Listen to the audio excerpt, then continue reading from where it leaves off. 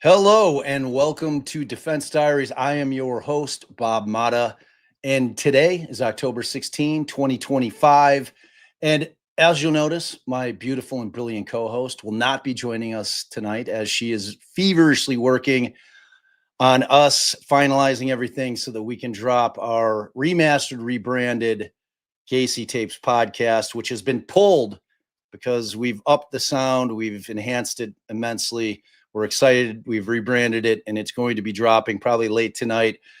In order for those folks who are watching the Peacock Devil in Disguise and want to get the full story and maybe, just maybe, the inspiration for that particular series might have been our podcast. We want to get it out there. We want the world to hear it. We think it's worth your time. But at any rate, I am extremely excited about tonight's guest. He is a documentary filmmaker. He is a writer. He is an absolute visionary in my estimation. You've probably seen his work if you're not familiar with his name, and you're going to be like, oh, yeah, I've seen that. He started directorially debuting with Cropsey back in 2009. He's a kid who grew up in Staten Island. His folks were true crime fans. I think that probably got in his blood, kind of the same way my old man was a criminal defense attorney. So I think I was a little bit born into it, and then probably unwittingly it sucked me in. He then followed with Killer Legends, which included Hookman, which really kind of was delving into that legendary fear that people were poisoning Halloween candy. I've had 4 kids.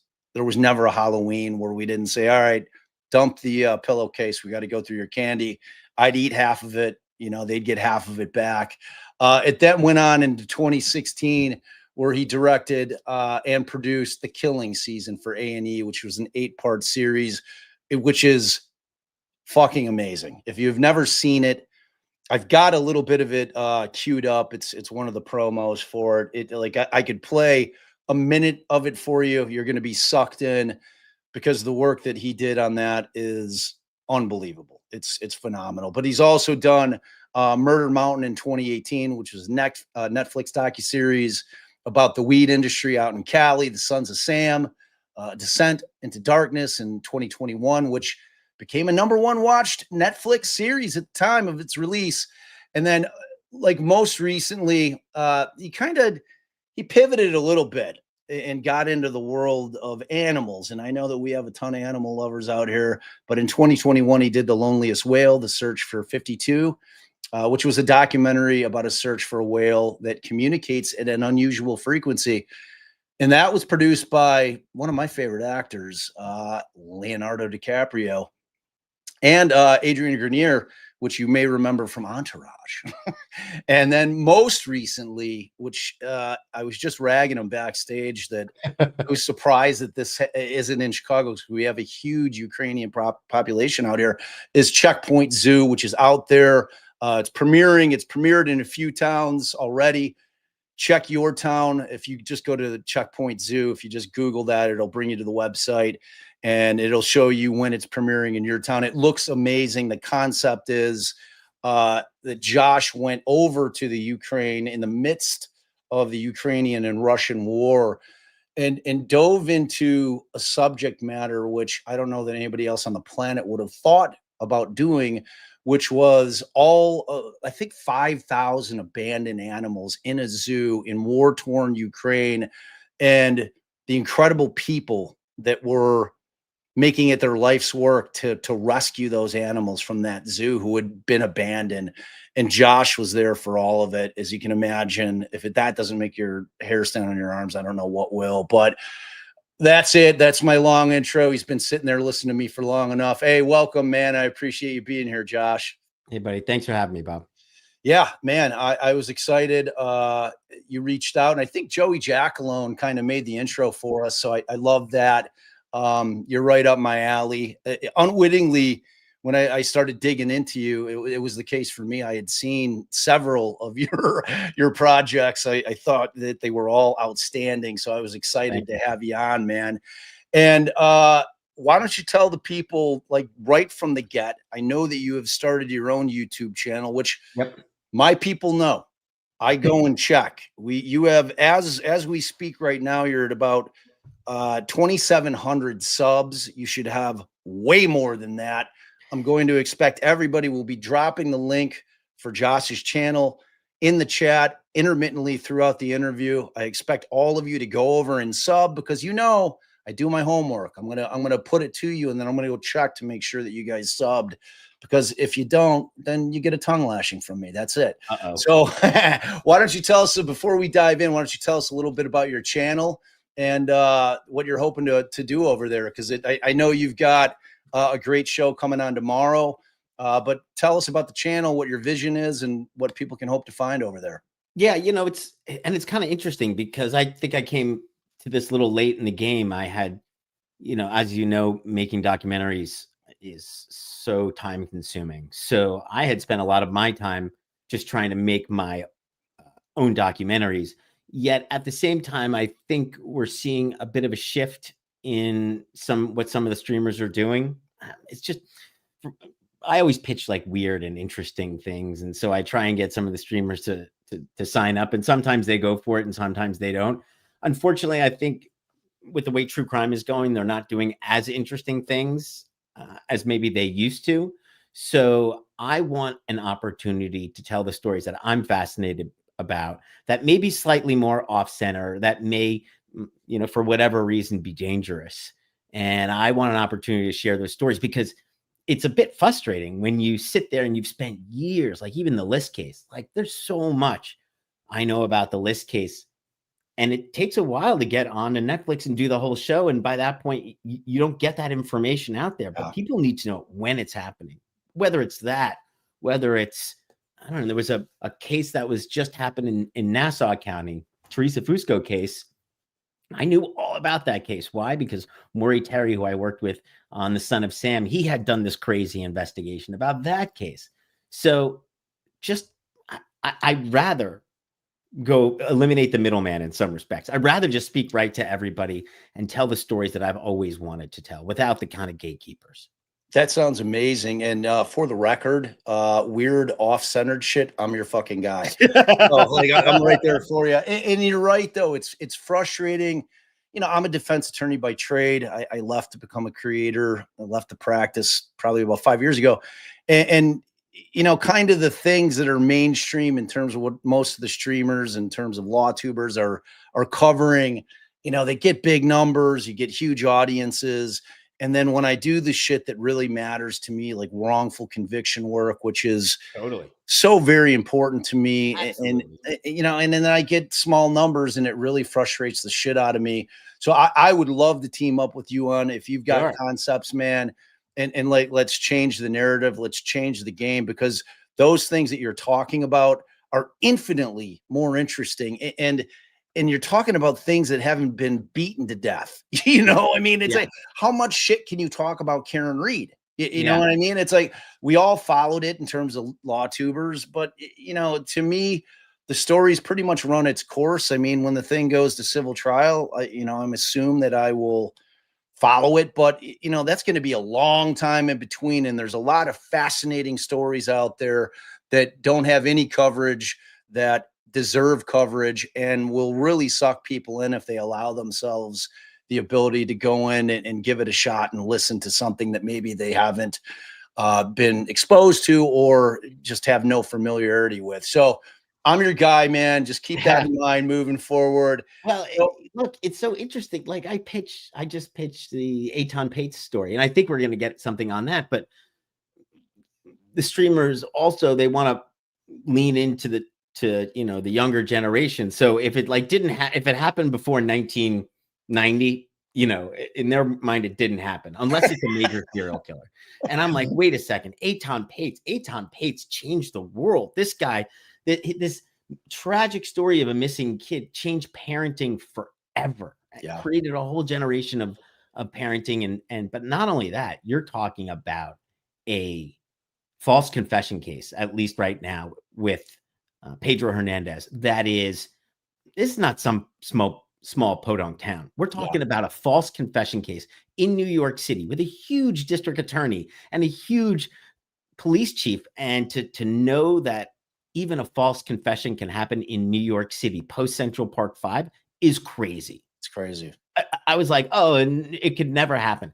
And it's as clear as day. And you're just like, that's nuts. It's nuts, man. And it's one of those things. And I talk about it a lot on our channel especially with false confessions or coerced confessions where, because like the issue for the normal, average, everyday person is that when they think about a false or coerced confession or somebody falsely confessing to something, people immediately go to, well, I would never under any circumstances confess to some shit, some sinister, awful shit that that they're saying that I didn't do. I would never do that.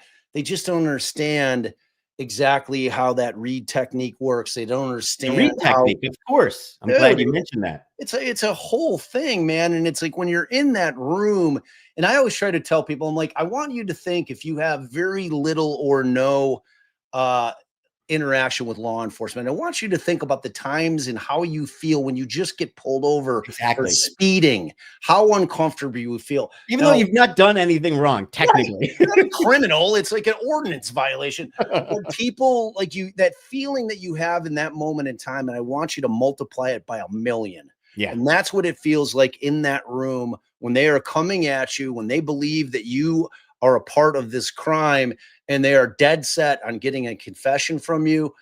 Yeah, it's a whole thing. So, all right, I want to start really with your incredible work because I think you were a trendsetter with the Killing Seasons in terms of how you guys approached that particular documentary.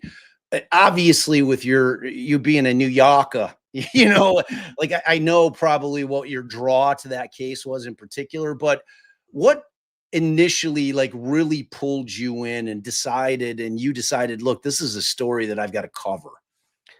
It's kind of interesting that you say that, because when I did Cropsy, which was like my first film and starting out, and I always say, working in Hollywood and being with, working with big actors and stuff, that stuff doesn't scare me. What scares me, or what gets me, is speaking with parents who've had a missing child. Yeah. There is nothing more terrifying as an interviewer to speak to somebody who's been through tragedy and trauma like that. And it's a whole different game. And so I remember speaking to somebody, and she made me, the parent of a child made me promise that I wouldn't do any like crappy serial killer stories. And it was my first documentary ever. And I was like, I promise you, I will not. And I've kind of really held that promise, as kind of internal moral compass. But then the Gilgo Beach case happened, and I realized this is a story that needs to be told. Yeah. I'm into broken systems, and as a lawyer, you can understand that sometimes this shit needs to be called out deeply. I deeply get it, man. Like when it happens, you need to call it out, because it's too easy for these people to sweep bad behavior under the rug. So what was happening in Gilgo Beach was crazy. I mean, you had 10 sex workers, bodies found, and the police are not talking about it at all in Yeah. Suffolk County. And I grew up in Staten Island. I grew up in Long Island. Obviously, it was interesting to me, knew about Joel Rifkin and all these other serial killers. But to have a law enforcement agency that's not talking and not sharing information with the families, that's just plain wrong. And then it's weird. Yeah. You know, It really is. it's like, you know, and this is all happening in the shadow of New York City. And, you know, if you took the brain of Long Island and looked at it, you know, all those New York City cops live in Long Island. So there's a lot going out there. And the fact that this wasn't addressed, it's disturbing. And so we just started to look into it. This was also, by the way, right when the armchair detective explosion happened. Web sleuths was happening. Yep. Which I found so fascinating in terms of literally what we're doing right in this moment in time. This kind of conversation that we're having with all these amazing people online, the power of the crowd to solve these cases. It could happen if law enforcement actually investigated and put time in understanding how it works. Finally, ironically, we're seeing people come around to that. But back then, nah, people were like, what's going on? No way. You know, it was a fucking ego thing, man. You know, Totally. it's like cops are going to be like, oh, you know, I'm not going to listen to some crank that's online that's sitting around digging and shit. It's like we're out here, boots on the ground. We're real investigators. You know, it was that whole thought processes, and you know, it's like you said, it's like just now, law enforcement's really starting to be like, hey. You're right. You know, you guys, because I mean, these diggers that exist out here, these armchair sleuths are unbelievable. Totally. Dude, I had one of Richard Allen's attorneys on the other night, and you know, like I covered that case pretty heavily. I happen to be one of the people that believe that that's a wrongful conviction. I think that that guy was railroaded, but beyond that, I think he's factually innocent. And you know, and it's a big divide. And he's now been convicted. He's now been sentenced to 130 years. But I told Andy Baldwin, who was the lawyer, I'm like, look, you know, because I was friends with them while they were trying the case, and I'm like, man, I've got people that are digging, like without the benefit of having the discovery, but that are digging shit up that you need to hear and that you need to look at and that you need to incorporate in the research and the investigation that you guys are doing.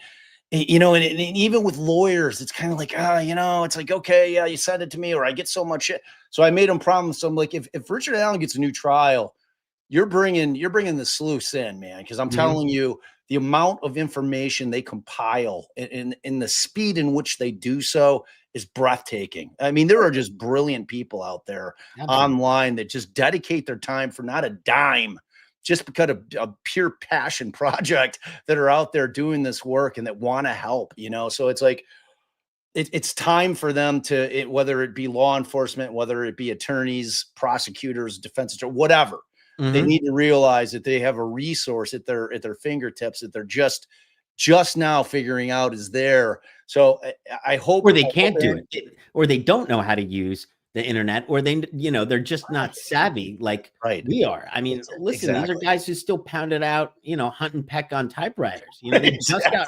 just got rid of typewriters years ago. So you know, it's like, oh, these guys wouldn't know how to use AI if it bit him in the ass. Yeah, no doubt. So like what really differentiates Killing Seasons in terms of, you know, your typical documentary is, you know, you look at a documentary, and when I started to really love documentaries, I think the first one that I kind of like really fell in love with was a Chicago-based one. It was Hoop Dreams. And that was, I'll never forget watching that documentary. And there was a scene, and it followed all these young Black kids in the inner city in Chicago that all, you know, had this dream of making it to the NBA. And there was one particular portion of the doc wherein the family's electric was going to be shut off. And I'm like, I remember sitting there and I'm like, what the fuck? I'm like, I'm sure the documentarian can like front $300 so these folks electricity. And then I realized, I'm like, they are a fly on the wall. You know what I mean? Like that kind of documentary where you're just a fly on the wall and you're literally there just documenting what happens in these stories that you're following. Well, y'all changed the script. You and Rachel Mills decided, you know what? Here's what's going to happen.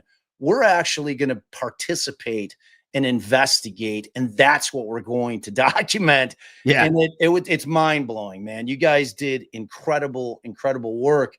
But in terms of your thought process, when did you decide to do that? Because it's a ballsy move, and it really is a different approach. I felt that was kind of our approach from Cropsey in a respect. The question is, can you do it in a way that's honest, legitimate, doesn't fall into sensationalism, and actually moves things forward in a positive way? And but like, who wouldn't want to go and post to Backpage saying, we have some information, seeing if this guy will do that. There's things cops just can't do that as documentarians we can do. That's the other thing. But you obviously, in this case, you were empowered because you had a law enforcement agency. We knew something was going on. Now, considering the fact that you had a district attorney go to prison, you should know, Bob, how bad, how corrupt do you have to be to be a district attorney who goes to prison? It's pretty bad. Pretty bad. It's there's plenty of cases where you hear people screaming and yelling about the prosecutor and why can't they do something. It's really, really, really difficult to get any kind of like, whether it be punishment, whether it be discipline through a bar association or a disciplinary committee of that state. It's really difficult to have something affect those prosecutors wherein they're feeling it and it causes them to change their approach to what they're doing. Yeah, dude, it's incredibly, incredibly rare. All right, here's what I want to do. I just want to so when Killing Season came out, there were like A&E put out like a 10-minute trailer. I just want to show a minute of it. We're gonna watch it. I just, it's what we call in our business a tease. So if everybody out there hasn't seen it, they're gonna want to watch the rest of it as well. So are you cool with that? Yeah, of course. All right, let's go ahead. Let's throw it up real quick. I got it set up to crank out. All right. Of course. So you're going to be exposed to my fantastic tech wizardry. It's one of the magical things that we have over here on our channel. God damn it. I have it. Let's see. Is this it? Maybe. I think that looks like it, kind of. I promise I had it set up. No, I can't find it. All right. But I found it. Okay. All right, this should work. All right. Okay, so I got it queued up for right where it's going to go. All right, so this is just the beginning of the trailer for Killing Seasons. That's all you get. So now all y'all need to go to A&E and watch the thing because it's amazing. It's amazing. Get on Amazon as well. Yeah. I mean, I'm sure at this point you're probably going to have to buy it, but it's worth the $2.99 it is to buy it, even if it's per episode. It's phenomenal work. So speaking of kind of the sex worker angle of that case, I mean, at what point when you're kind of diving in, do you realize, kind of focusing solely on Gilgo initially, right? And when do you start to realize that this is a way, way bigger story than just Gilgo? That's a great question. When we started to go on Web Sleuths and speak to other people, and then we knew from the beginning that there were other cases of sex workers who had been murdered across the country. When you look at them in their totality, we're talking about Atlantic City, 4, Daytona, 4. That case was solved. Everything that's going on in the long haul trucker world. I mean, the long haul trucker world was terrifying and eye-opening. But then you're talking about unsolved 17 sex workers murdered in Albuquerque. You're talking about things in Oklahoma. Cleveland. Yeah. It's big. Yeah. We knew probably this was not one super serial killer that a number of people thought about, but it was in fact the tragedy here is that you're talking about there are a lot of men around the country perpetrating violence against sex workers. Yep. Violence against sex workers has gone up 70% in the past decade. Why? Well, number one, you don't have the same victim pool that you used to have. You don't have people hitchhiking, things like that. It's a lot harder to track the single mom leaving from the mall, like what used to happen back in the 70s and 80s. So now people are going where the victim pool is. Yep. The irony here is that even early on, we thought that the internet, Backpage, Craigslist, it was going to be safer, but it actually just added a further layer of anonymity that was truly terrifying. On top of that, you have at the time, and not a lot of people talk about this, the opioid epidemic, which was taking people who would never have done sex work and putting them out either on the street or in through Backpage, which made people think, well, I'm not really walking the streets. I'm out, doing Backpage. Sure.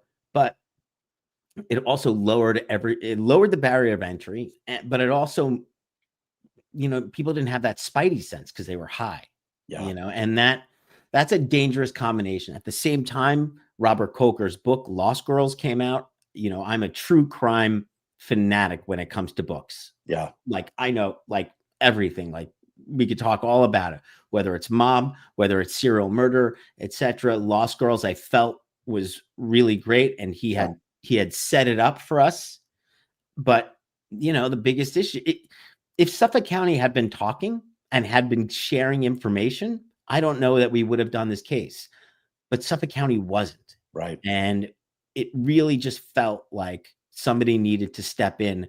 And at least I think what we wanted to do was like show us doing all this stuff so that people would become interested, just so that Suffolk County would be like, well, geez, if these two idiots can go around, walk around, then, we better get on the ball. We were just trying to get them to do something. Yeah, dude. And it's so frustrating. And, this is a bit of a spoiler alert, but, talking about some of the things that you guys did, in terms of the project and in terms of your investigation, I mean, like one of the most chilling things is that, the cryptic call that you get when you get this mysterious call about this dude, James Bissett, during your production. And then, post Heuermann's arrest, I mean, there's a lot of people out there that have speculated that might have been Heuermann himself. I mean, what do you think?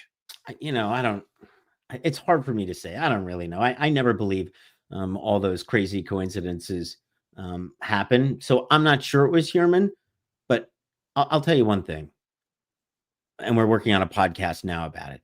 Dave Schaller, who's one of Amberlynn Costello's, one of the Gilgo 4, quote, roommate, he literally told us, he gave us a description of Rex. Big, huge guy, 5'6", 300 pounds, right? Gave us the whole description. Glasses, salt and pepper hair, looks like Frankenstein, has a cleft chin. He gives that. What's he driving? Chevy Avalanche, this weird Chevy Avalanche, and he's like, I think it could be this guy or two other guys. But he's like, but I tell you, we got in a fight with him. I really think it could be this guy. In retrospect, this dude tells, and he's like, and I told the cops this 9 times. I pointed it out. They gave me a lineup of vehicles. I pointed out the vehicle. This dude had everything. Nailed it. Everything from, and here's the thing. He gave this interview. The women are identified. December 16th, 2010. He gives this interview 6 days later. 6 days later, they had a very unique description of a guy. Yep. There's not a lot of like ogres out there, right? Driving a Chevy Avalanche.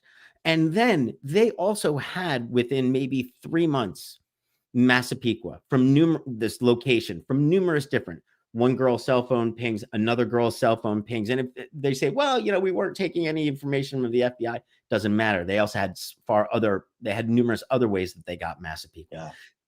Within the first 3 months, they had a unique description, a unique vehicle, and a place of where this guy could live. We actually found out in 2011 on Google, if you put in Rex Heuermann's house, you'll see the Avalanche parked outside. Oh, man. Oh, God. So, and somebody said, did they run the truck as a car? Listen, yeah, sure, they might have run the truck as a car the first time, but it doesn't matter. You just get on the phone with the state police. You call the state police and say, we think we have a vehicle. It may be a pickup truck. It may be a car, but we know it's not a regular vehicle. We think it's in this weird SUV world, right? State police, okay, well, let's run all the pickups in Massapequa Park. Let's all run all the hybrids in Massapequa Park.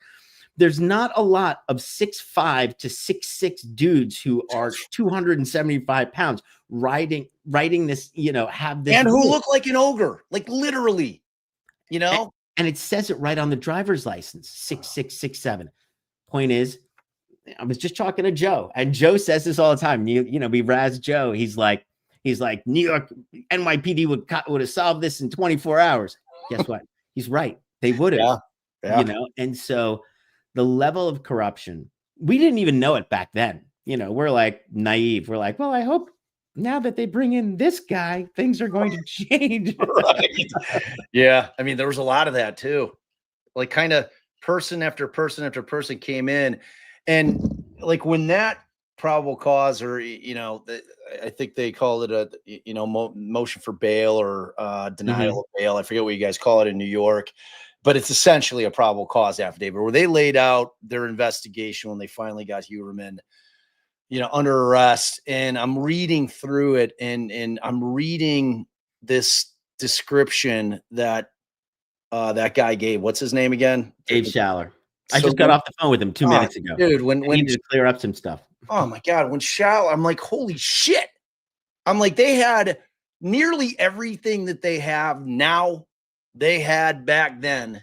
And if they would have done any kind of investigation, they would have, like, you don't have to be fucking Monk to figure out when you have that kind of lead and that kind of witness who can give you that kind of description down to like a Forest Green first generation athlete. I'm like, what the fuck? So it was like, there was this part of me that, because I was so, like my passion project has always been Gacy, and it's like when I dove into that case, it was the same shit, man. Chicago police, they were the fucking, the negligent, neglectful department there that just was chalking everything off to these kids being sex workers, or they just fucked off and ran away. Yep. And these parents are being told, oh yeah, your kid's in California.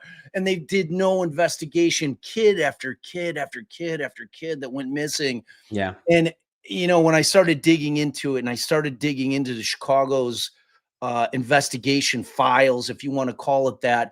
And I came to see that they should have solved it after John Bukovich, who was the third Gacy victim.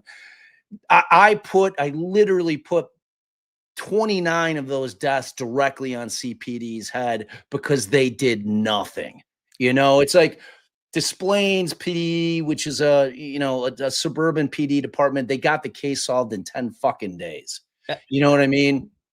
And it's so from that side of it, I'm like, oh my God, it's so disappointing to know that there's law enforcement agencies out there and for whatever reason, if it's their bias because it's sex workers that are involved, there is no viable excuse, right? There is no viable excuse as to why they're not doing their jobs. And when it starts to cost lives, there has to be some kind of accountability, and it's really frustrating. And I mean, frankly, your work on that case, like you said, it kept it in the public's consciousness. I mean, you can't allow for these cases to just fall to the wayside, which is, there's many things I hate about the internet, but there's many things that I love about it. And the access to information and the ability for people to be able to get a story or communicate a message out to the masses, whereas that was an impossibility for a bulk of our existence on this planet. That really changed everything, which leads you directly into that whole web sleuth thing. And like one of the other things that you guys did is that, you see, like, who came up with the concept? Like, we're gonna post something to Backpage. We're gonna try to lure this fucking dude out. Like, whose idea was that? It was our idea. Come on, that's like, it's listen, we spoke to Kim, who's the sister, right? And we know the guy patrols Backpage. We know the guy's on Backpage trolling all the time because this is part of his psychopathy.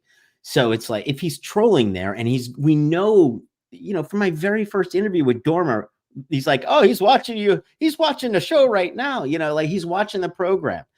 So it's like, okay, well, let's see if we can get him. I mean, I've always been into that idea of, the hunter becomes a hunted. We originally called the show The Hunting Season, but of course, A&E's like, the hunting season? That doesn't make any sense. Let's call it the killing season. And I'm like, we're really not. I would rather not call it the killing season out of respect for everybody, and they're like, no, the killing season. We like that, and it's like, let's call it the hunting season where we could actually take the power away from the killer and go after him because but then it becomes the flip on the most dangerous game. But, these networks, they're all like killing, murder, kill, and it's just like, it drives me crazy. It's horrible. Yeah. But here's the other thing we learn. And I think one of the big picture things is that almost every place we visited, maybe except for Daytona, but almost every place we visit, whether it was Atlantic City, which refused to give any information. Why? Because, it's next to a city of sin and you don't want everybody to know what the horrible shit that's going on in Atlantic City. Yeah. But almost Albuquerque, almost every place we visited, serial murders happen because in some respects we allow them to, i.e. law enforcement. Every place that we looked at that had an unsolved serial murder case had a consent decree. That speaks volumes. What we're saying is bad law enforcement agencies, bad policing agencies, which have no connection to the community. As a result, the corruption is so bad that the federal government has to step in. Ironically, every one of those places has an active serial killer case that's been unsolved. Yeah. These serial killers, they're not dumb fully. They have to feel like they can get away with it. Right. And in these bad policing communities, they feel like they could get away with it. Yeah. I mean, that's it right there. You know what I mean? Like that nails it on the head. And it was the same shit with Gacy, whether it be the indifference or, because it was like they just weren't able to make these connections, even though it was always kids that either, when you have X amount of young men that go missing and they all happen to work for the same fucking dude, you know, like the cops not able to like put that together is stunning.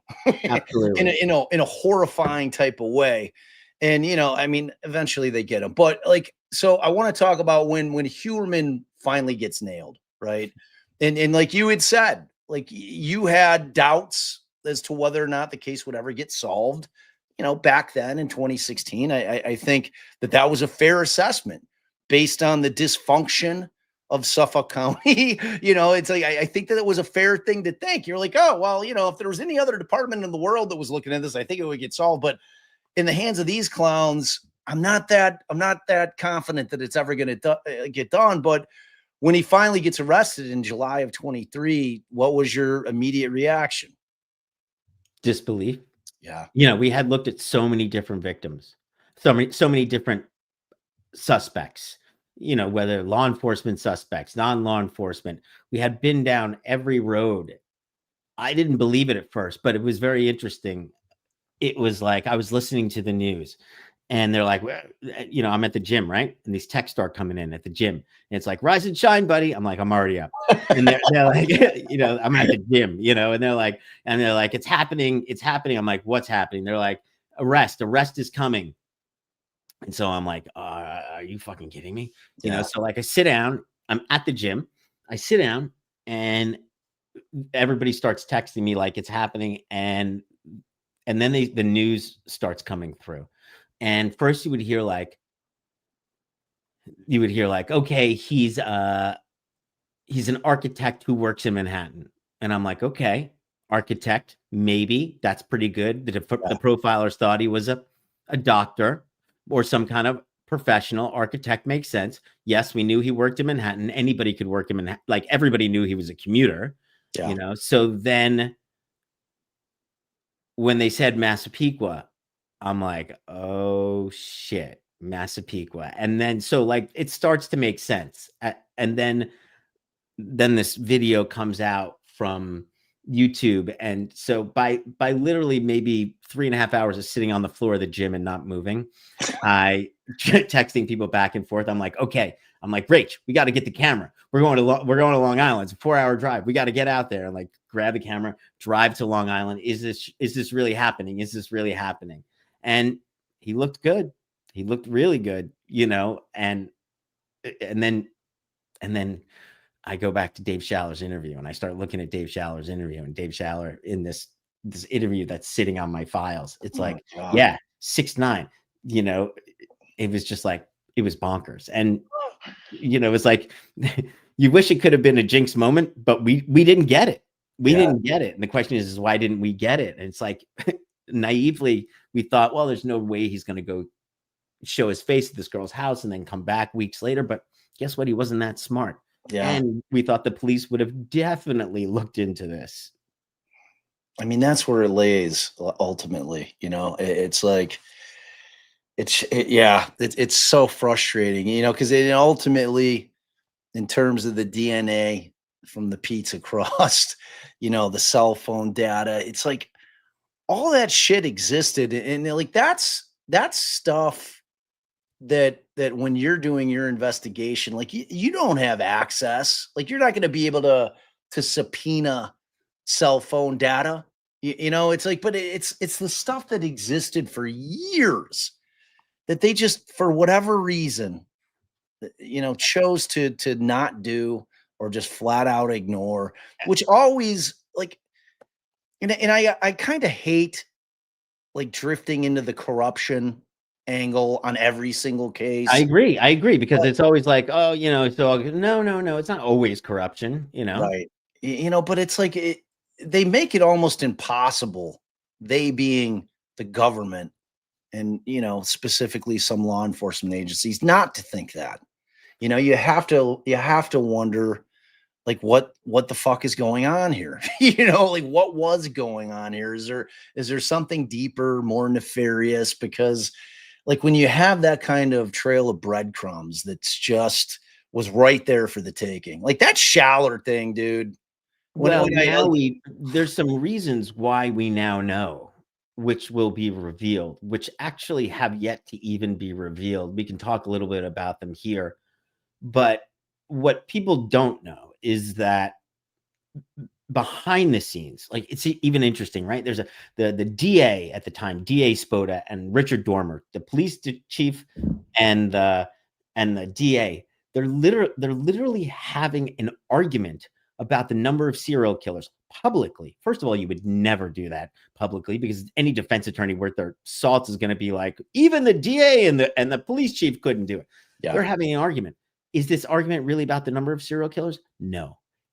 The DA is trying to publicly embarrass the police commissioner because he's trying to get back at the man who appointed the police commissioner, what's called the county executive, who's Spoda's rival, because Spoda has this Machiavellian plan with James Burke to take over the Suffolk County Police Department. Why do they want us to take over the Suffolk County Police Department? Because Suffolk County Police Department in Long Island has its own voting block, has its own political power. And we also know pensions. Police pensions are worth a lot of money, especially for the second highest paid police department in the country.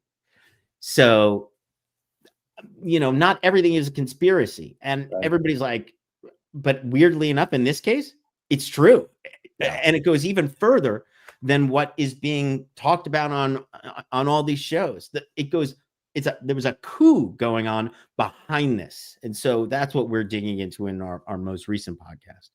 Yeah, dude. And, if you kind of go back historically in terms of content that's been available, whether it be Discovery ID shit or Oxygen shit or whatever, Dateline, any of that shit, what your documentary did in terms of humanizing the victims was so far ahead of the game, because it's like when I got into podcasting in 2020, all right, it was like that was just like a little bit of a trend that was being talked about. They're like, hey, there's an awful lot of people talking about these crimes out there that, maybe just are reading wiki pages that really have no connection. They're not lawyers, they're not cops, they don't really have any knowledge about how the system works, but they're out there just puking up these stories that aren't theirs to tell. Yeah. Right. What they're doing it in a way that is dehumanizing the people whose story it is. And what your documentary did, and it was one of the first that I can remember seeing that really went to great lengths to humanize and to try to push away this label of sex workers, to show that these are actually real people with families that love them, and that this is probably the worst moment of their lives that people are talking about without even trying or attempting to contact these folks to say, hey, it's important to us in telling your story to hear your story. How did this affect you? How is this continuing to affect you? Tell us about your loved ones so that we can know who they were as a human. And you guys did that, and it was like, and I'm just telling you, when you look historically, man, that is not how they've done it. You'll get like a little vignette of 30-second 2-minute vignette on the victim. You guys went way beyond that, and you developed relationships with the families, and it was powerful and it was important. And I think it really changed the game. And I think that you guys set a standard for how these stories need to be told. And I'm curious, I mean, today, do you still have relationships with the families? First of all, I think that precedent was set by Bob Coker, who did an excellent job of doing that. I think, first of all, for any one of us to judge any person, whether it's, drugs, sex work, any of that, is ridiculous. Yep. I grew up in Staten Island, New York. We're one step away. We are all one step away So from that, true. and So true. remember where this was financially at the time. Everybody was really hurting financially.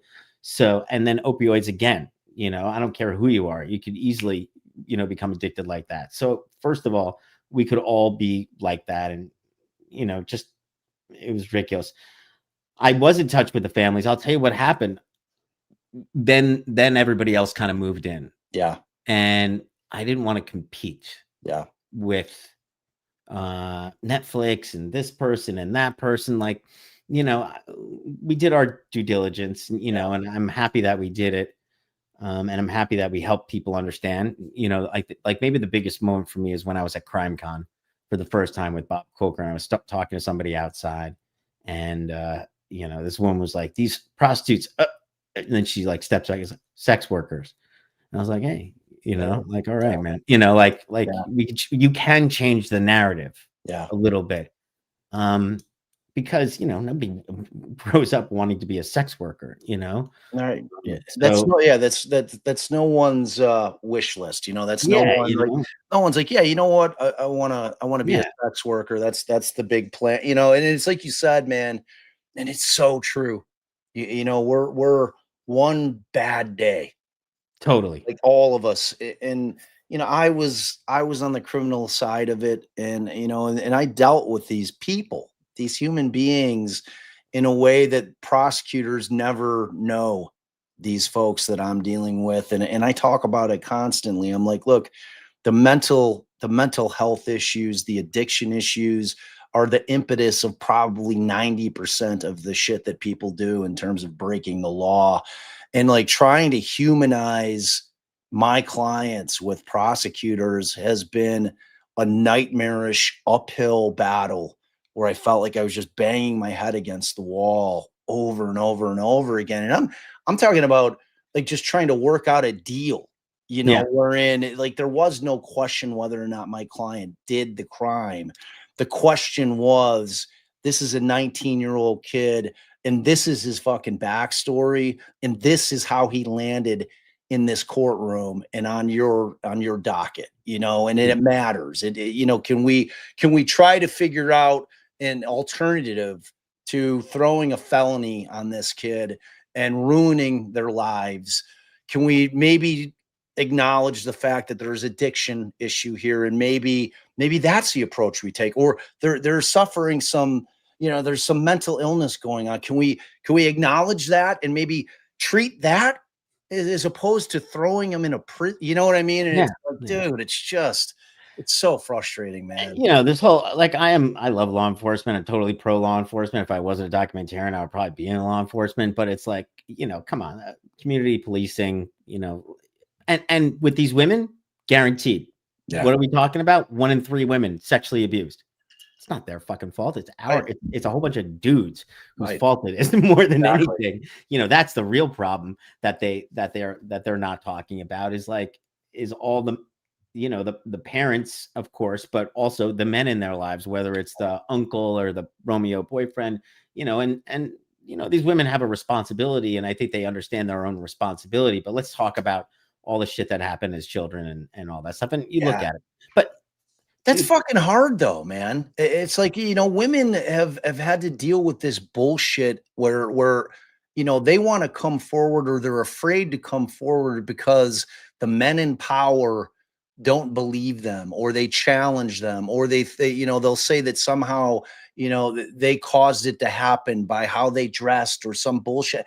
You know what I mean? It's like the culture of males running shit has made it nearly impossible or so intimidating for women to come forward when they've been abused, that the men have built this system to create it. It's called the patriarchy.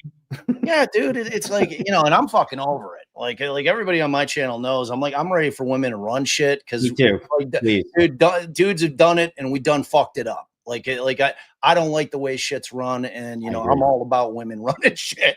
I completely. Well, I guess maybe when you look at cops all day long, like who's watching the detectives, you're like, you know what? I think let's let a lady run this and figure it out. Dude, better. So Allison and I always joke is what we should do is, because I'm always like, I'd like to have almost all cops be women. Oh yeah, just because of their ability to kind of be compassionate. Situation. Yeah, and actually look at details, a little more detail oriented than men are. I just always thought that was a really interesting concept. But yeah, man, I mean, especially right, because don't most cops get shot on domestic calls? Yeah, so yes, what are you guys doing? I mean, it's just they're not going in diffusing shit. I'll tell you. Yeah, the law and order. Yeah, and I'm the same way, man. I'm pro cop, and I'm a defense attorney, but I love good cops. I mean, we need good cops. It is a dangerous, thankless job, and we absolutely need good people doing that work out there. And the thing is, when you get a bad one, it's really fucking bad, just because of the amount of power they have. So, and the problem that you have with law enforcement a lot of times, if you got a bad apple or two, it really does spoil the bunch. I mean, you get a couple of bad cops in one department, it's going to poison the whole well. You know what I mean? In the eyes and the perception of the public. So, all right. So Heuermann's nailed. All right. They then come out with this timeline that it looks like he could have been operating all the way back to 93. So they've hung 7 on him, right, thus far. Yep. Do you think that that's a low number? Do you think that there's more? Well, I think there's more than 7 for sure. Yeah. The question is, are there more than the victims that have been found? Yeah. I think we've got at least 3 or 4 more in Long Island, Carmen Vargas, among others. There's some others. I don't think, a lot of people love to be like, Rex is everywhere. I don't think that's exactly the case, by the way he was kind of older, and if you just think about it from a male perspective, that drive, whether it's your 50, 60-year-old husband's sex drive, or whether it's a serial killer sex drive, it does go down. So you don't feel the need to do all that. So I think even serial killers can't get it up anymore sometimes. So I think, you know, that may not go out forever, but you know, first of all, 1 is too many, 2 is Yep. too many, Yep. you know, 7 is too many, Yep. 10 is too many. Yep. So I think it's a tragedy. And you know, the crazy thing we say is in 1993, there were 4 active serial killers in Long Island. How bazonkers is That's that? crazy, man. 4 in 1993, all killing sex workers. Robert Schulman, Bitroff, 2. If you don't say a serial killer, the FBI disagrees. We're talking 2. Rex Heuermann and Joel Rifkin. Joel Yeah. Rifkin, 17. Rex Heuermann, 10. Robert Schulman, 5. John Bitroff, 2. 17, 10, 27, 6 or 5, 27. You know, you're talking about 30 sex workers. Crazy. I mean, it's crazy what's going on. And that's, you know, they say there's 4 to 5 active serial killers, you know, in every big city, but that also includes gang members, and gang members technically are serial killers according to the FBI. Right. So, but it was crazy. The 90s were crazy, obviously. Yeah. And what was going on Long Island was crazy. Again, I tend not to think, I tend to kind of keep it like, let's not go crazy Yeah. until it's proven. Yeah. But just because I've been when you're around a lot of cases, a lot of people talk a lot of craziness. And so you try to always pull it back a little bit. Like, let's pull it back, you know? Yeah. I hope it's not true. But the other thing that you were saying before about the women, you know, how many people are out on the streets of Atlantic City at 3:00 in the morning asking a pimp if we could speak to the girl, Yep. you know, Yep. or Albuquerque, you know, speaking to a number of women in a parking lot, Yep. you know, again, 3:00 in the morning. Yep. And knowing that those women, a number of those women aren't going to be alive in 6 months. Yep. So I think when you really get out on the streets and really speak to those people and go to some of the truck stops, you know, you have a different appreciation for life. And I wish a lot of the podcasters out there who just regurgitate the same stuff, I really wish they went out and did that work. I will never forget, you know, being out on Atlantic City at 4:00 in the morning. Yeah. You know, like It's real shit, man. That is a real different world, bro. And it's as real as you get. You know Oh, what I mean? Like it's fucking gritty. It's real. Like, I mean, you're seeing, you know, this other side of humanity that most people just don't even realize exists because they're sitting in their, you know, in their comfy house and, you know, just doing their normal grind. But it's like there is a large portion of society, man, that is living that fucking life. And it's like, and you're right. I mean, when I was in college, you know, it's a short story because people always complain that I talk too much during interviews, but I like to have like actual conversations as opposed to just peppering you with questions. But one of the most impactful things I've ever done long before law school is we had a project and we had to do like a little documentary. Now I had shit equipment. I had like this is in like the late 80s, you know, so I had a handheld camcorder, did not have a proper mic, but I wanted to go to Lower Wacker Drive, which was the area in Chicago, which is you know, a system of the streets that are under the actual city. And in the homeless encampment under there was massive because in the winter, the cold air returns where the heat would blow out from these skyscrapers kept the entire area warm. oh, So I'm like, interesting. yeah, dude. So you know, and I wanted to talk to these people because I was so fucking sick of hearing people say, "Oh, you know, just go get a job at McDonald's." Yeah, yeah, yeah. I wanted to talk to a group of these people, and you know, the minute I walk up, they're all coming to me, and I'm like, hey, you know, I'm a college dude, and I really wanted to talk to you all, and I want to ask you guys real questions, and you know, kind of, I want to put at you some of the things that I'm always hearing in terms of like how homeless can help themselves, you know, and they were just so forthcoming and so opening and so real about everything, man, in terms of, and I got into all of it. I got into the addiction aspect of it. I got him like, where's your, I got into like, why don't you go get a job at McDonald's? You're like, man, it's like, I have an opportunity to shower maybe once a week. He's like, I would rather sleep in this sleeping bag under that building than go to a fucking shelter because they shame us every single time we're over there. They make us feel like animals. And it's like, I don't want to have it. They're all trying to sell streetwise to make a fucking living, and they've all tried to go to their family that's there.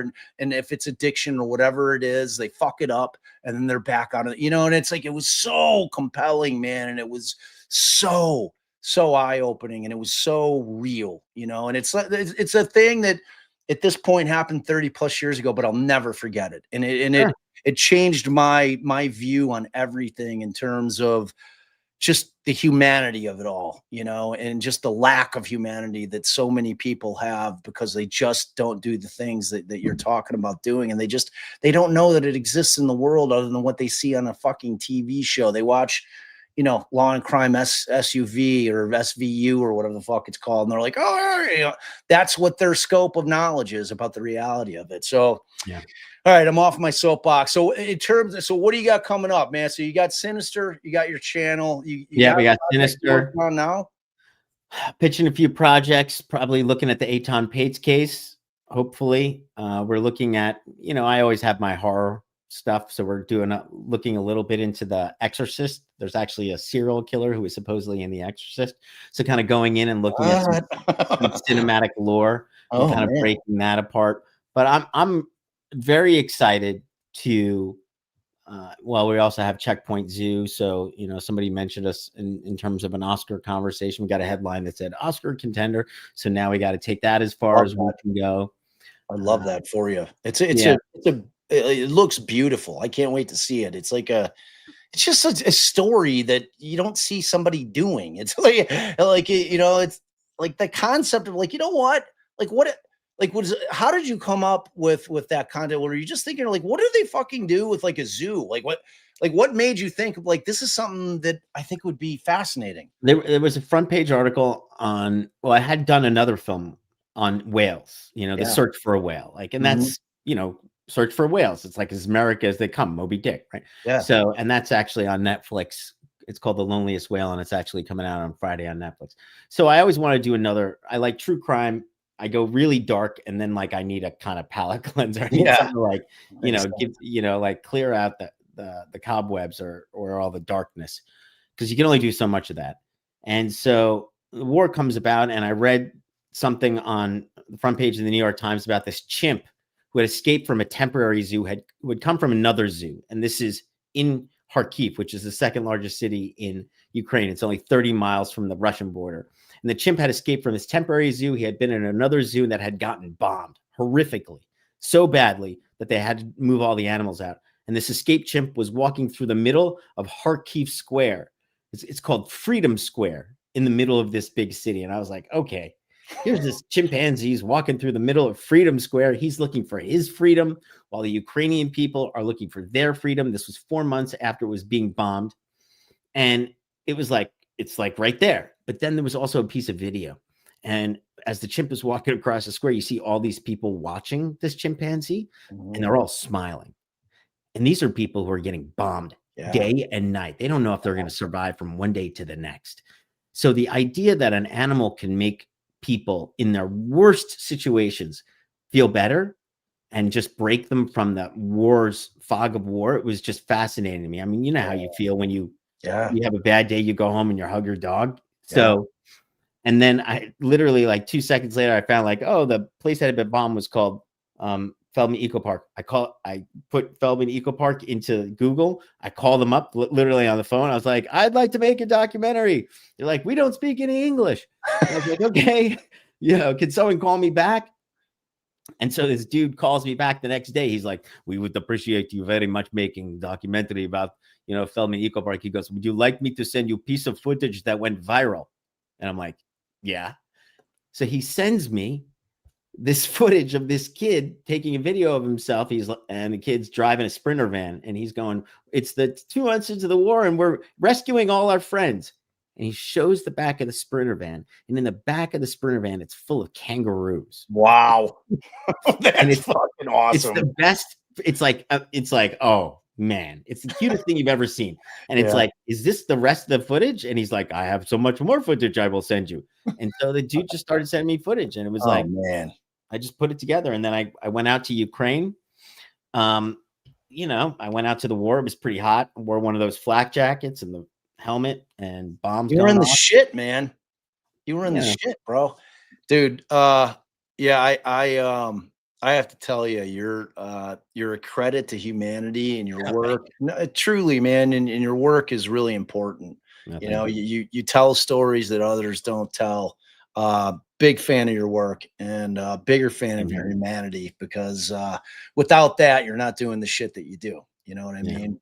Well, I think So when it comes to, you know, when it comes to crime, you know, true crime, I think we need a little bit more humanity here. I don't know when it got so bad. I don't know when everybody started freaking out on each other about, like, you don't support my theory. I don't see, you know, like, dude, aren't we all here just to, like, solve the crime and, like, keep our eyes on the detectives, make sure they're doing a good job, and help out the victims who need our help, you oh know? man, I like, in a perfect way. Like, I take so much shit because I'll take a position on a case, and I'll, Sure. you know, and I'm like always open to the debate. You know, like that's just it's what I did for a living, was argued. You know, it's like I Yeah, always and you want to didn't hear take the it other personally, right? You right. know? It's I never take shit personally, and it's like it's such a weird toxic world. Like, Twitter is terrifying, you know, and it's like, you know, I've got a relatively big account, and I just try to post, and I try to stick to facts, and you know, I look at everything Facts, from the that's a tough one too. The facts are the whole facts thing is really tough for it's people these tough. days. It's really, really tough, man. It's really, really tough. All right, Josh, tell everybody all the things in All the terms of your things. socials. Where Yeah. can we find you? We've been dropping the link for Sinister. First of all, thank you very much Oh, my pleasure. for helping me. And, you know, I'm just excited to kind of be able to tell stories to people, like, through this direct route, not have to go through the streamers and, you know, and all the kind of the lawyers who are like, oh, you can't say that. You know, it's like, but this is what really happens. So why can't we say that? You know, that's Right. the other reason. Yeah. So I'm really excited. Sinister, you can find me, guys, Sinister with Josh Zeman. It's all on there. Find me on Twitter, Instagram, Josh Zeman, Sinister. Just put my name and Sinister, and you'll find me eventually. Big shout out to Jen, who's been helping me. And, you know, we really hope that we can kind of come back, and you can come on our show, and Love to. we can all just talk a little bit more. We didn't even talk about Gacy, Chicago, and clowns. Oh, Which is dude, one of my I'm here favorites. for it. You know, it's like it was a weirdly cathartic thing for me to do that pod, but I'd love to come on your show and talk Oh about yeah, it. It's like, there's so many, like, though, you have so many of those kind of just identical types of narratives in you know, between like Gilgo and Gacy, and just like there's a lot to talk about. I think you'd find a lot of it oh, pretty let's talk about fascinating. Aton Pates. That's one of my new favorite ones. But there's so much to talk about. I'd love to talk about that, because I've made the claim in Gacy, you know, because that was going down in the late, you know, from 72, they think, to 78 was his reign of terror. And then they finally get him. And, you know, I was born in 69, man. So it's like, you know, back when I was young, it was be back when the street lights come on, you know, and my parents had no fucking idea where I was. I was on my bike wandering the earth, man. And it was like, when that Gacy arrest took place, with the whole clown thing that they latched onto, which really, again, you know, kind of glorified him in a way that I think this should Of never have course, been done. And the horror of that guy in terms of what he did and how he operated, and his complete lack of remorse, is terrifying. He was truly an apex predator. And I'm like, I argue that he along with Anton were the two cases that really changed the way that we live in society, in terms of our kids and what we allow our kids to do. I mean, my kids don't go anywhere without me knowing exactly where they are. I've got a 13-year-old, and I've got, these days we have Life 360. I know where she's at every second. You yeah. know what I mean? And it's like, that's just not how it was. It changed the fabric of how we live in a way that, like, 9/11 did with how we travel. It was one of the, like, those cases and those things that happened that just cause a seismic shift and the way that we operate. Adam Walsh, Dude, all that stuff. all that shit. Yeah, I'm here for it, dude. I'd love to. So you just let me know. But in the interim, y'all, please go over there, sub to Josh's channel. I guarantee you and who you got a great show tomorrow. Promote it. What do you got coming on? Oh, you're premiering a video tomorrow, right? No, I think I'm on John's show. I think I'm on. Oh, you are? Yeah. But I think we're like co-doing. I'm trying to figure out, just learning all the collaborations and fun. Yeah, Jen was asking me, like, I'm kind of learning it too, but I'm going to figure out. I'm going to have you as a collaborator on this too. I'll figure it out in the back channels. I think it's a YouTube studio. I'll figure it out. I promised her I'd get it done because I want to promote you, man. I want your channel to grow. I think you do amazing things, man. And then the other thing is, if people like, the other cool thing we could do now is, because we have Patreon, we can actually take all the videos that we shot for the killing season way back when, which these crazy interviews, like 2.5 hours long, and then put them on so people could watch them all down, because there's so much in these 2-hour interviews. So people will be able to see that. So I think we're going to talk about, what are we going to talk about tomorrow? I think we're talking about true crime, the Frankenstein's monster we've created with true crime with John Lorden tomorrow. So I love it. I love it. That'll be great. And that is phenomenal Patreon content, man. Like, oh yeah. So we can go in, right? So we're gonna put all our stuff up, so people will go back, be able. I mean, imagine if you have a record to go back and be like, 2015, what happened in this case? So we'll be able to go and do that. We're gonna do that with all our shows. Just go back and look at all the interviews, all the cuts and everything like that from so many. I mean, years. you must have a shit ton of tape that didn't make it in. I mean, like, dude, it's like, 3 out. People don't understand. They give you a 3-episode series, and you've got fucking 500 hours of shit that you've done, and your editing process in terms of picking and choosing. So yeah, that'll be phenomenal content for your page. Oh yeah, people are just going to be able to roll through that stuff like crazy. I mean, when I filmed the killing season, we shot it in 8 cities. I was on the road for 295 days in 1 year. I mean, it was incredible. Dude, like, that's a long time to be on the road and shooting and out at 3 o'clock in the morning. It's like in the back of a trucker's truck interviewing sex workers. It's just like, oh. Yeah, it's like being a touring band, except not fun like that. Yeah, except everything's death. Yeah. You know what I mean? All right, Josh, you are a gentleman and a scholar. I appreciate anything I can do to I appreciate it. And thanks to all your fans. I know they're great folks, and I love how passionate they are about everything. Indeed. All right, thank you, brother. Appreciate you. Everybody go Sinister with Josh Zeman. Sub, I'm checking. All right, brother, I'll talk to you. I'm going to say goodbye to these folks, and I'll catch you on the flip. Thank you. Bye. All right, man. Bye. Awesome, dude.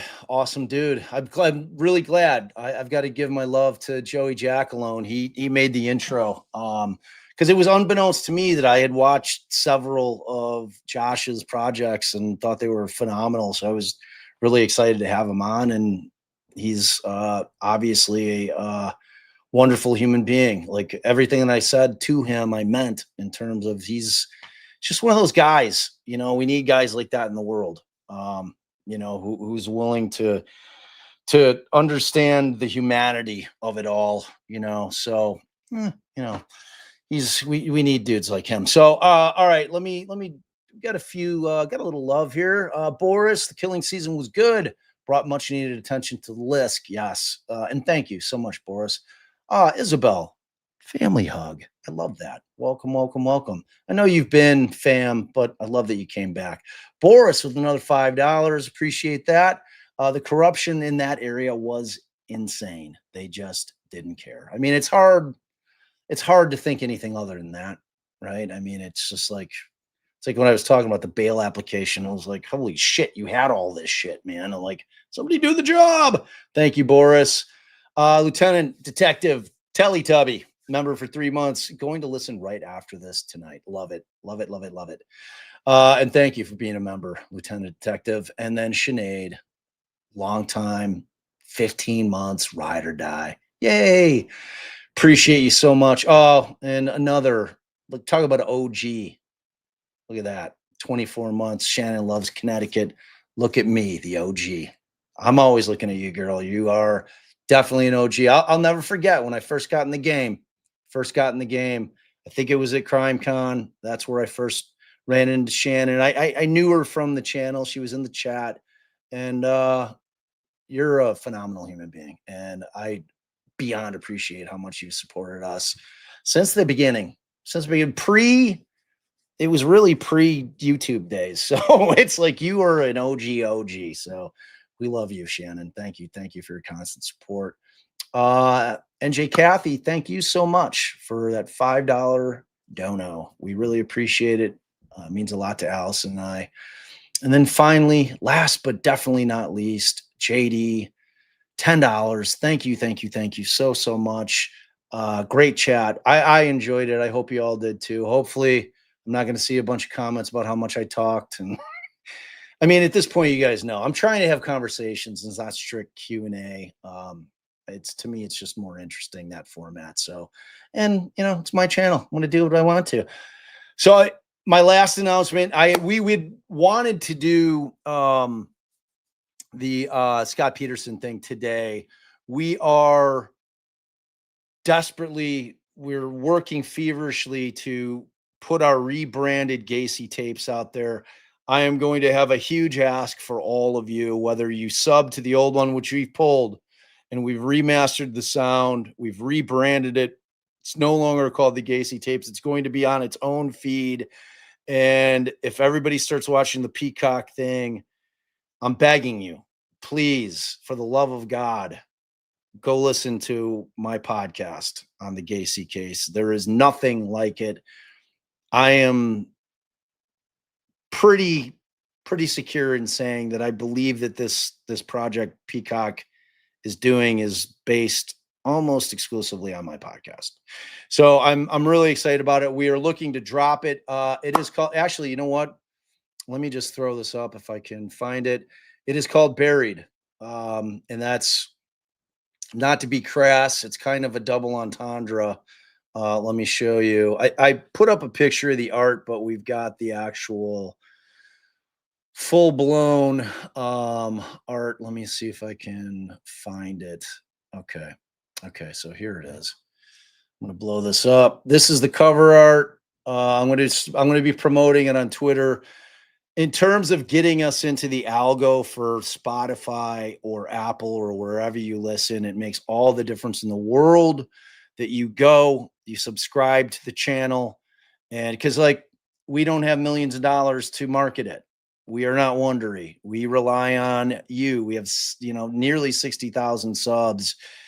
This is my passion project. I've never been more proud of anything that I've done, and that includes my years of practicing law than I am of this story that I told, this investigation, boots on the ground that I conducted on this case. And so this is the cover art, which I think is beautiful. And I think you'll understand the concept of why it's called Buried if you haven't listened to the podcast. Once you start listening, it's relating more to law enforcement than it is Gacy, which obviously, with his victims, there is that. But all right, let me pull this thing up. All right, is that it? Let me see. I think. Oh, that's not it. God damn it, Bobby. All right, hold on. You guys are going to get a little bonus tech wizardry before I let you jump. All right, hold on, because I want to show you this. I think it's amazing. I love it. I love it so much. No, cancel that. See, I should just have this pick available, but I don't. Okay, let me move this over here. Bear with me. Oh, God. Someday, I hope to have somebody who does all this shit for me so I don't have to mess with it. So I can just concentrate on y'all. Okay. I think I've finally done it. Okay. All right. So it's so big in this particular picture. I don't think you guys will be able to see the full cover art. Okay. Is that it? Oh my God, I've lost it again. This is ridiculous. Hey. Oh, there. Thank God. I did it. All right. So if I can pull that up. All right, so this is the cover art. So if you can see it, we had the poll out there, and we landed on. So that's obviously Gacy's home. That's Gacy's vehicle, and we've called it Buried, and it's the inside the John Wayne Gacy investigation. Exclusive to Gacy tapes, as you guys know, I have them, and admissions by the police. The story you never knew until now, and it is true. And I've got that kind of like Easter egg that I don't know if people like. I wanted the creep's face on there, but I wanted it almost to be subliminal. So I was asking, like, if you look, I had him kind of put Gacy's face almost subliminally in the dark foreboding clouds up there, if you can see him up there. So we think it's pretty good cover art. I wish you could kind of see it all in just one thing. I think that's the only way you could is if I shrink it down. But all right, so enough of that. But I'm excited about it. The podcast will be dropping overnight, as the Peacock thing just dropped. Another thing that I'm going to be doing is I'm going to be doing an episode by episode critique of things that are factual, of things that are creative license, of things that are left out. And I did an interview the other day on Tony Bruschi's channel, which for some reason has gotten very little play. I'm actually gonna, like Tony said, I could play that over here. But it was really interesting because I got to interview the showrunner and Michael Chernis, who's the guy who was playing Gacy, and big fan of my podcast, turns out. And it was a huge resource for him in terms of preparing for the role, which made me feel very warm and fuzzy. And I think it's a podcast that needs to have way, way more listens. So I'm going to start promoting the hell out of that because it deserves to be promoted. All right, enough about me. I love you guys. Wait, let's see if I got a Arrow Lisa, another OG. I love you, DD family. They love you. We love you back, Arrow Lisa and Sharon TH. Remember for 1 month. Aw, family hug. Love, DD fam, Bob, Allie, Mods, chat. All right, y'all. We love you. We adore you. Mods, thank you for your continued support.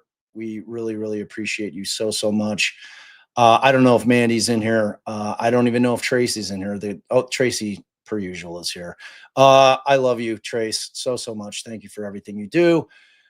Felonious Friday tomorrow. We'll figure it out. I may have it turn into a full Scott Peterson 600-page post-conviction relief act petition review. So we'll see. But we'll definitely see you tomorrow. Make sure you're looking out for, if you follow us on Twitter, but make sure you're looking out for the pod. Please, it's free. You just have to go over to Apple, Spotify, wherever you get your pods, subscribe, and it would really, really help if you actually just hit play and download the first episode. It would go a long, long way. If we get enough people kind of like in a crunch or in a flood to sub to the new pod on its own feed, that's why we need you, because it's not going to be on the Defense Diaries feed because it's a fucking mess over there. It could shoot us up into the Apple top 100 with a quickness. And it's just it's a pod that needs eyes on it. So we're counting on y'all. All right. We love you guys. I love you. Allie loves you. Because without you, I am literally just